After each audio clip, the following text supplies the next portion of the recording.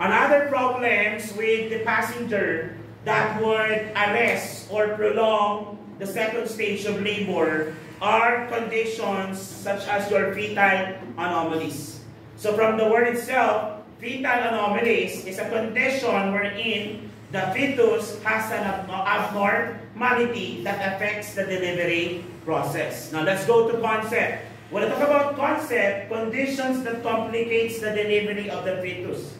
Not necessarily prolonged, okay, but complicates because by delivering it vaginally or via NST, you might endanger the life of the fetus.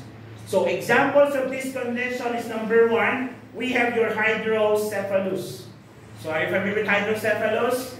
I think so, at least you might have heard of this before. Hydrocephalus is a condition wherein the head is larger than usual because a fluid accumulates intracranially. We say intracranially within the cranium. Okay, fluids fills the ventricle of the cranium or intracranium that makes the diameter larger than usual. And this is one of the reasons why you measure the neonate's head circumference as part of your anthropometric measurement to rule out this possibility.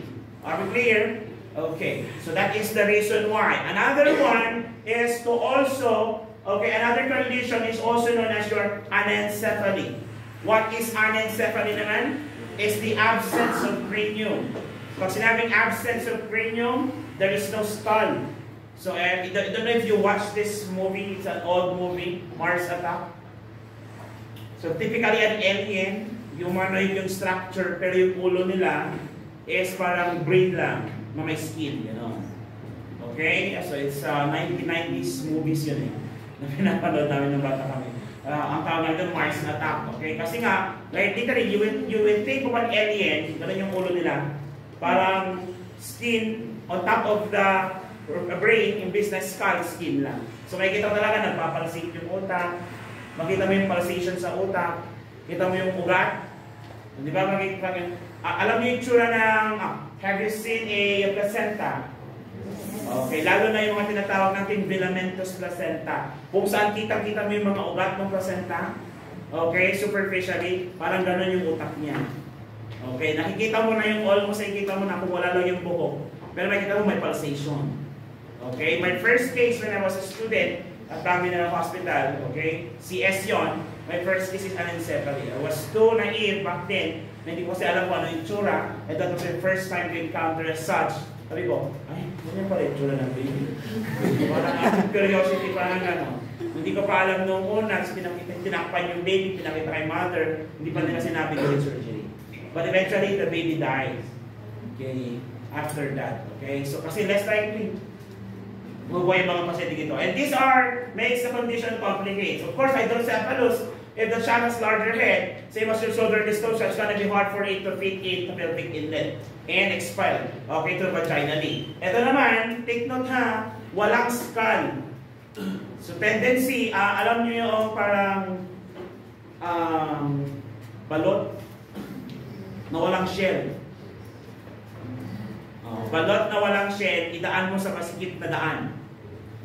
Tapos pinilit kong pagkasain. Baka paglabas noong kwan, para nasa minasang harina, gano'n. Hindi na siya. So, kasi nga, wala nang magpo-protect dun sa brain. So basically, baka paglabas baby sa vagina, buo, pero yung utak, pang dinakdakan na. Kasi nga madudurog. Okay, imagine pulling this out of the vagina without the protection of the skull. So tendency, madudurog talaga yung laman. Kaya nga nandyan ang skull. That's why skull is very hard to protect what is inside. Kahit hindi nagagamit. Isn't it? Kahit minsan, ang pinapairal mo, puso. Kaya lagi ka nasasaktan. Kasi nga, akala mo pag nagmamahal ka, puso ang ginagamit mo. Hindi mo alam, dapat pala pagmamahal ay kontrolado ni Hypo. Kaya you do not tell them, I love you from the bottom of. It should be, I love you from the bottom of.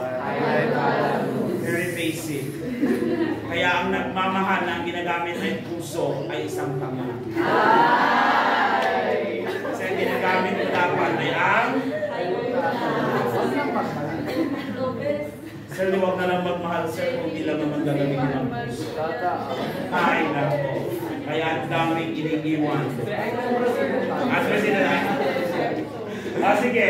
Diagnostic test in order to identify this condition. Okay, tulad na sabi ko sa inyo yesterday when I started my lecture, you always start with either ultrasound or physical exam.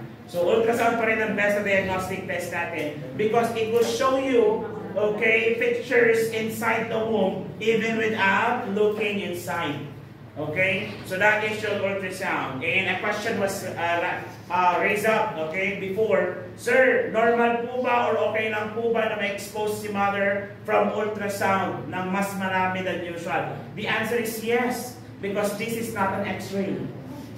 You have to remove that conception na bawal kasi nga baka magkaroon ng radiation si baby. Ultrasound does not have radiations, and that is a misconception or misconception ng kadalasan na sa mindset ng mga nanay o kung nanonood ka ng mga series, di ba? I don't want any radiations to be coming into my body. It's gonna be affecting my baby. Ultrasound lang naman. Ultrasound does not use radiation. Okay? Next, management time. How are we going to manage the condition? So management of the condition is of course cesarean section. Wala natin magagawa dyan. Okay? Cesarean section. So do you have any question? No. Clarification? No. Violent reaction? No. Okay, that answer fetal anomalies.